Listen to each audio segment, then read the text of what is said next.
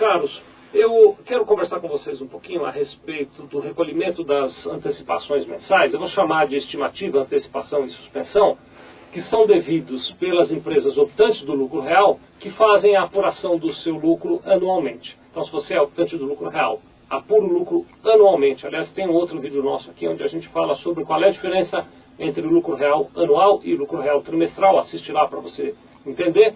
Se você é lucro real anual, você todo mês tem que prestar contas para o governo e, na maioria das vezes, antecipar o pagamento do imposto de renda e da contribuição social. Então, você trabalha janeiro, no último dia de fevereiro, você tem um recolhimento de imposto de renda e de contribuição social para fazer, em caráter de antecipação ou de estimativa, relativamente ao lucro que você teve em janeiro. Como é que funciona esse cálculo? Existe um formato de cálculo, não vou nem me aprofundar nele hoje, que é o seguinte: você simplesmente paga a estimativa, isso chama estimativa, com base no percentual do seu faturamento. Então você pega um percentual do seu faturamento, calcula o valor, isso a gente faz para você que é nosso cliente, né? Calcula um valor X, um certo percentual do seu faturamento, por exemplo, para quem está na atividade de prestação de serviço é 4,8% sobre o seu faturamento, para quem está na atividade comercial é de 1,2%, calcula esse percentual sobre a receita bruta do mês de janeiro e paga lá para o governo como antecipação de imposto de renda. O correto, esse modelo não é muito interessante, não, o correto, que é o que a gente faz para você, é calcular de fato a antecipação do recolhimento. Como é que calcula a antecipação do recolhimento? O conceito é o seguinte: você fecha um balanço em janeiro, apura o resultado de janeiro, calcula o imposto de renda completo sobre o valor do teu lucro de janeiro e antecipa este valor para o governo, paga sobre o lucro real que você teve em janeiro. Se você teve, por exemplo, prejuízo em janeiro, aí ocorre a suspensão. A gente só comunica ao governo: olha, está aqui o balanço da empresa, ela teve prejuízo em janeiro, e aí você não faz recolhimento nenhum. Por isso que esse modelo é mais interessante do que a estimativa, né? No modelo de estimativa, todo mês você paga. No modelo de antecipação ou suspensão, você eventualmente não recolhe, e além de eventualmente não recolher, que é quando há prejuízos, né, você só recolhe sobre o lucro que efetivamente a gente apura lá no seu balanço, portanto você não paga mais do que precisa pagar. Para ficar mais claro, eu fiz uns exemplos aqui. É claro que você não precisa ser expert no assunto, porque a gente faz esse trabalho aí, você que é nosso cliente, a gente faz esse trabalho para você, mas é interessante você ter uma visão sobre como é que nós fazemos essa conta. Quero te mostrar. O Felipe vai botar uma tela aqui primeiro. Essa tela que vocês estão olhando, eu estou olhando aqui na minha lousinha também, ela tem primeiro os meses do ano, de janeiro até dezembro. Na segunda coluna, o valor da receita bruta de cada mês, é só um exemplo. Na terceira coluna tem lá os lucros que ela teve, que essa empresa teve a cada mês. Estou chamando de lucro real. Para quem já entende um pouquinho mais, vai saber que aí nós já fizemos os ajustes, adicionando as despesas não dedutíveis e retirando as receitas não tributáveis. Então já é o resultado tributável de cada um dos meses. Na coluna seguinte vem lá o resultado acumulado, que nada mais é do que, por exemplo, se você pegar janeiro, o lucro real de janeiro era 50 mil, então o resultado acumulado até janeiro, 50 mil. Se você já olhar fevereiro, a gente tem 50.500 de lucro e o resultado acumulado 100.500. É a soma do resultado de janeiro mais o resultado de fevereiro.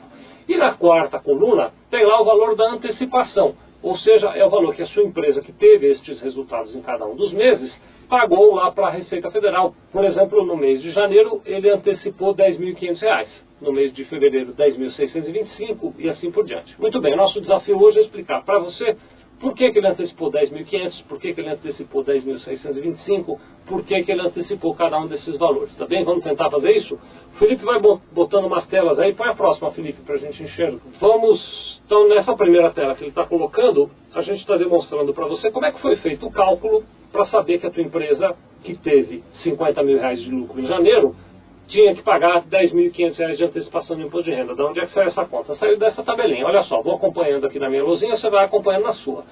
Bom, o lucro do período de janeiro foi 50 mil reais. Nós sabemos que a alíquota do imposto de renda das pessoas jurídicas é 15%. Portanto, o imposto de renda devido sobre estes 50 mil reais daria 7.500. Nada mais é do que os 50 mil vezes 15%. Até aqui, moleza. Bom, nós sabemos também que há um adicional do imposto de renda.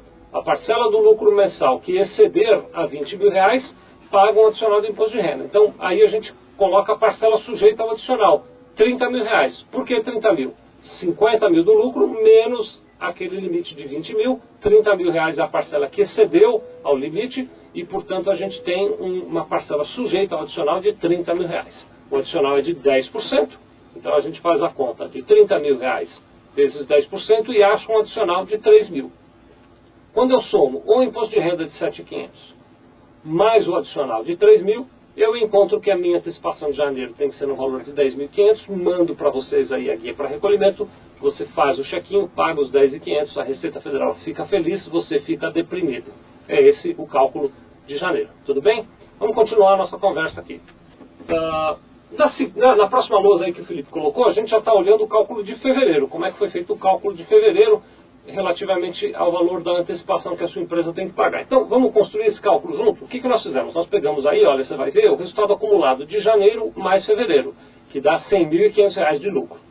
Sobre esse lucro de janeiro mais fevereiro, você tem que pagar 15%. Portanto, nós encontramos que o imposto de renda devido do resultado acumulado janeiro mais fevereiro era R$ 15.075, 15% de R$ 100.500.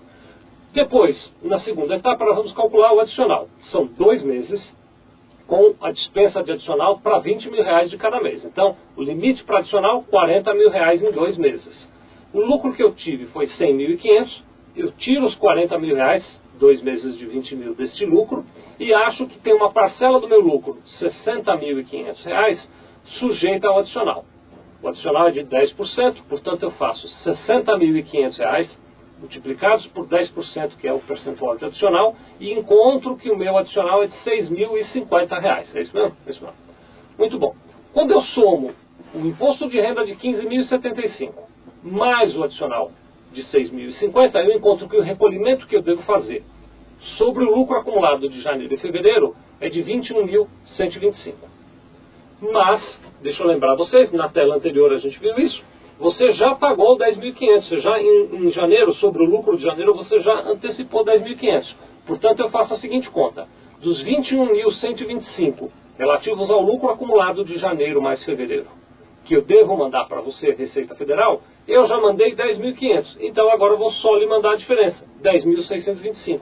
Mando a guia para vocês, você faz lá o check-in, paga para a Receita Federal, ela fica feliz, você continua deprimido. Tudo bem? Bom, muito bem. Então, até aqui nós vimos 2 exemplos de antecipações. Fizemos o cálculo de janeiro, deu lá 10.500 para antecipar, você pagou. Depois fizemos o cálculo de fevereiro, deu uma antecipação de 10.625, você pagou. Até agora a Receita Federal tinha lá R$ 21.125 seus. Nós continuamos, eu vou pular, né, não vou fazer março, abril, maio, junho, não precisa, o raciocínio é o mesmo. Mas nós continuamos recolhendo antecipações. Nessa tela que você está olhando agora, antes de olhar os números da tela, eu vou pedir para você olhar esse colchete que o Felipe fez aqui ao lado. Olha. Então aqui no colchete está mostrado que a gente pagou 10.500 em janeiro, 10.625 em fevereiro, 10.750 em março, 10.875 em abril, 11.000 em maio, 11.125 em junho e 11.250 em julho. De tal maneira que do mês a mês nós fomos recolhendo, mas do período de 1º de janeiro até 31 de julho, nós já havíamos recolhido R$ 76.125 lá para o governo a título de antecipações do imposto de renda que a sua empresa teve. Eu agora vou pedir, vamos olhar a tela então, o cálculo, eu vou pedir a você que veja o cálculo relativo à antecipação de agosto. Como é que eu faço? Vou lá na minha tabelinha, pego o lucro acumulado de janeiro, 1º de janeiro até agosto, 31 de agosto. Dá R$ 300.500. Este é o lucro acumulado desse período.